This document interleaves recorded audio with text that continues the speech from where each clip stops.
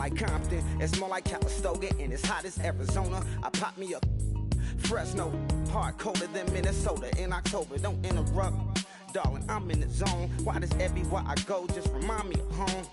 You know that state of gold with the bed. Them other places come close, but they don't compare. Now I've been in New York, come on, Texas, yeah, Midwest, and it all reminds me of California. Cause there's no place like California. California, A-A-T-L-M-I-A-D-M-V. All reminds me of California. Cause there's no place like California.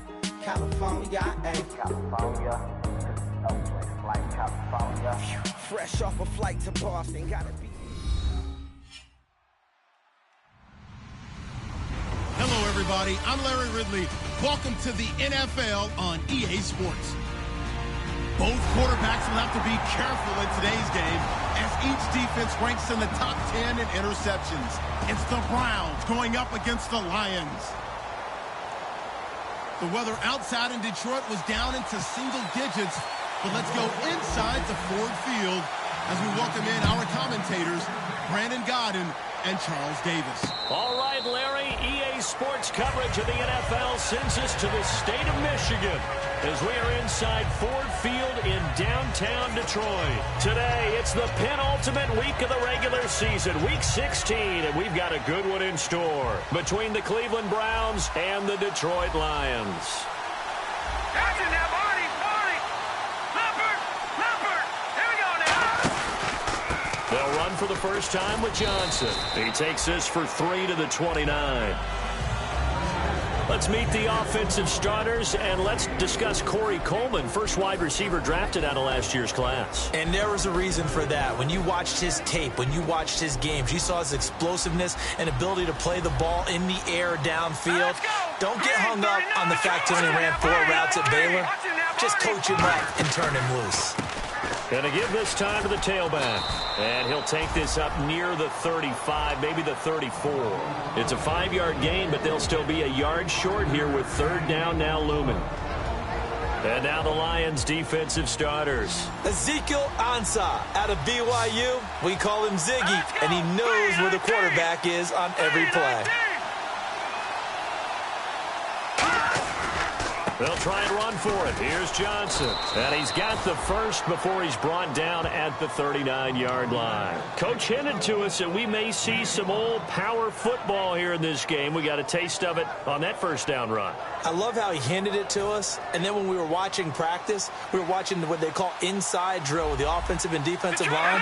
And they kept putting more defenders on the other side and saying, block that. I don't care how many guys are in there. I want to run the football this week. And, boy, it has paid off for them in this game. They go play action here on first down. Trying to lay one up deep. And this is caught inside the 5. A big play that time for Cleveland. 57 yards. A great job pulling that one in from a guy, as we know, who can really blaze. He's got a lot of speed. And that speed can work for him so many different ways. Sometimes he just and he takes this one in for a Brown score. David Johnson, his 14th touchdown now on the year. And the Browns take it right down the field and score on the opening drive. And his kick is good. Out is the kickoff unit as they run up and send this one away. That'll be taken in the end zone.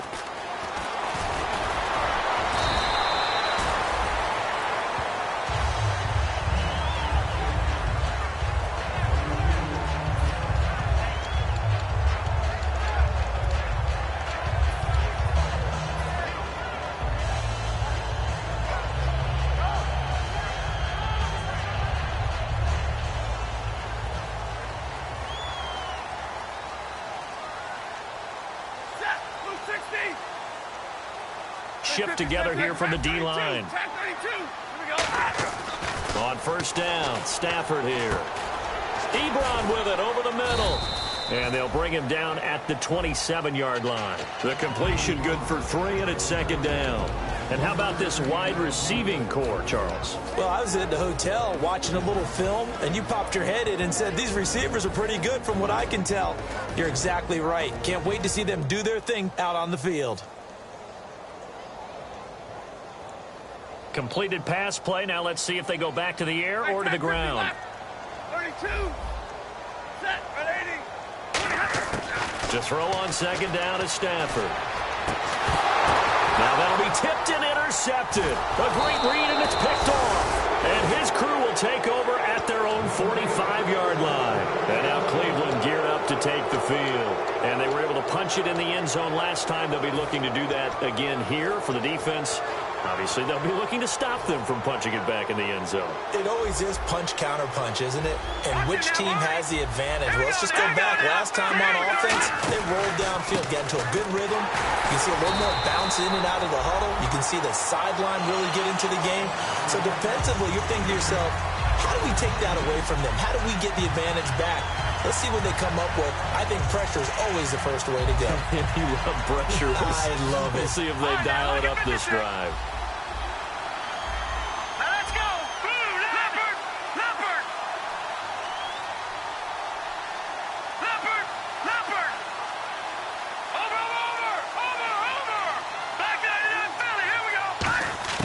They'll look to throw here. And a hit jarred it loose. It's incomplete. And he's certainly not a guy that drops that football very often. Indeed, because that's a bit of a surprise. I know he's in the middle of some traffic and people, bodies all around him, but he usually has the focus to haul that one in. And the Lions going with an extra DB here on third down. He'll look to throw. Coleman has it here right side. And he'll get it out to midfield. Let's say, yeah, they'll spot it right in midfield at the 50. And they're going to at least line up to go for it here on fourth down. They didn't get the first down, but I have to say I do like the call. I like what they were trying to do. Try and hit your receiver on the run and see if he can pick it up. Keep it on his feet, get a little rack yardage. Yeah, but a nice job defensively to get to him and keep him short of the first. Here's the Detroit offense now as they head back out onto the field. And following the interception, we'll see what they can put together on this drive. I can hear my old college coach right now. He always used to tell us before every game, the team making the fewest mistakes will win. What they're hoping is that last mistake is their only one of the game. Coaches, that's all they talk about, turnovers, right? Minimizing those and maximizing opportunities. Try to shake off the interception. He'll look to throw. And he'll just chuck this one up into row G. It's incomplete. And now the starting defense for the Browns. If your day involves blocking Danny Shelton, you better pack lunch and dinner. It's an all-day job. Second down here after the incomplete pass. 50-50. Set. 180. From the 50, it's Stafford. And Anderson's got it. And he'll take it down shy of the 45 at the 46. Only 3 yards on the catch. It's third down. So third. And now a timeout called defensively by the Browns. They'll have 2 remaining as we step aside here in this first quarter. It looks like a nickel set now for the Browns on third down. Throwing on third down, Stafford. And able to complete it to Green Beckham. And he's got the first before he's brought down at the 39-yard line. That was a pretty good throw on the curl route there. Third down, and they pick up a first. Defense should be aware for that, right? They should be aware, but it's so hard sometimes. Yeah, it's not easy. Because when they sell that route really well, you think they're going upfield, then they curl back, show their numbers to the quarterback, and complete the play.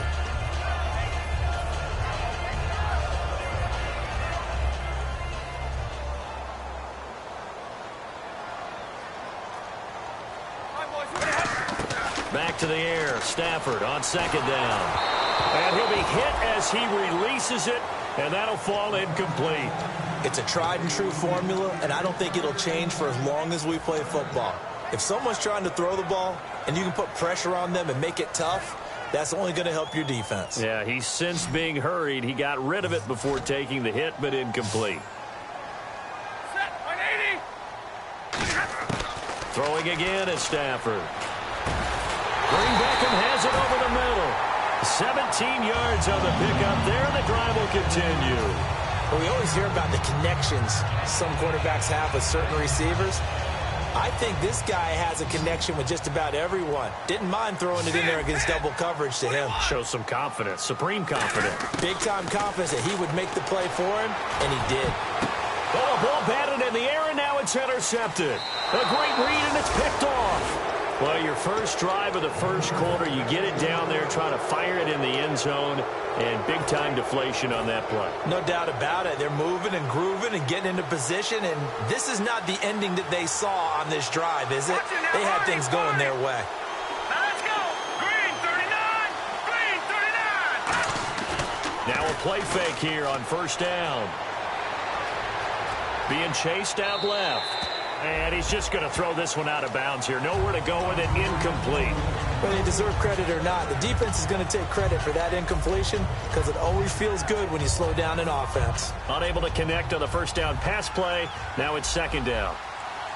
Over. So the D-line's going to spread out. Here we go. Green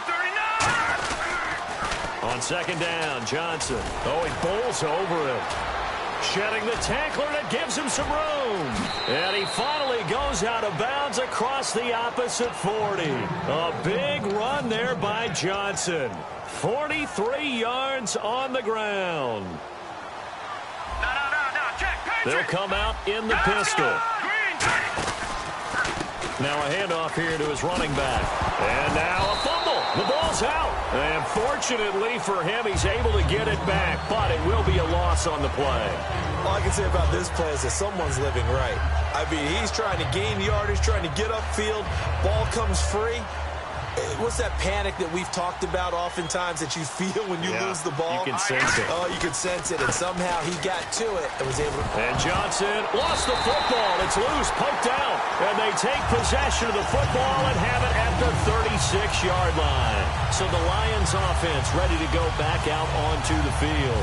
And 2 interceptions thrown here in this first half. You hear it, no matter the sport, they say the great athletes, they can kind of have a short-term memory, but that's easier said than done. It is easier said than done, but I played with a guy who threw 2 interceptions in the first quarter of a really big game we were playing. Johnny Unitas? And no, not quite of that level and not of that age. But I was going for the age. I remember looking over at him, and he was smiling. And I thought, what is he smiling about? It's because he had enough confidence in himself that that was a fluke. And he went out and played pretty well the rest of the day. And he's got his man out of the backfield. That's complete. And he'll get this one down near the 20-yard line. Never make the mistake that the slot receivers, especially the little guys like we're watching here, are just quicker than fast. A lot of them combine quickness and speed. And here's another interception, the third of this first quarter. A great read, and it's picked off. And a big turnover there as his guys will get the football back. And the Browns getting set to go. And last drive, obviously not what you're looking for. You've got the lead. You've got to protect the football. So in other words, someone got lucky because they've been moving the ball really well and wearing them down. In this case, though, giving up the football doesn't make them very happy. They can't wait to get back out there and atone for it. Yeah, try to atone for it here on this drive. Back with Charles Davis. I'm Brandon Gaudin. The Browns with the football to begin quarter number 2, but they face a 2nd and long to start things out.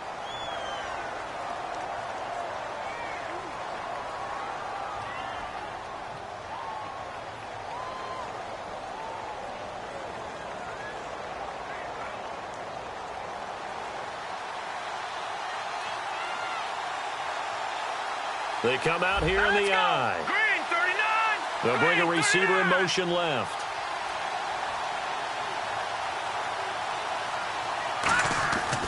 They go to Johnson again. Shreds the tackle. And they'll lose a yard that time, and that's going to lead to a 3rd down. Back-to-back runs that were stacked up. Offensively, now you've got to think to yourself, do we change blocking assignments? Do we change formations? Do we change looks in order to try and get the running game going? Offense working with a 3rd and 13 still left. Back to that Philly. Here we go. Leopard. All right, here we go. 3-19. Let's go. 3-19. 3-19. All right, now look at this. Let's go. 3-19. Again, we'll see the pistol here. They'll bring the tight end in motion right.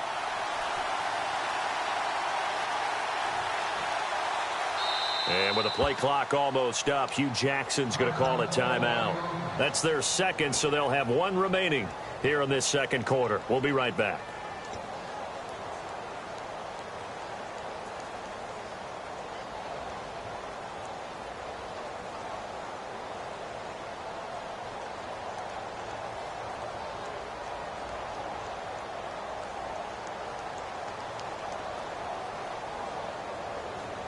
Well, they've gone backwards so far in this series. 3rd and 13. From deep in their own territory, they look to throw. Incomplete. Both players were there offensively and defensively, but it falls incomplete. Oh, man, that was close. The opportunity to change momentum, big play, right in his hands, unable to come down with it. A sigh of relief, no doubt, on offense that fell harmlessly to the ground.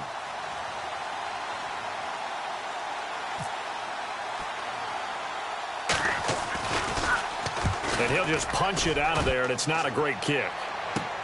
That's taken it around the 40.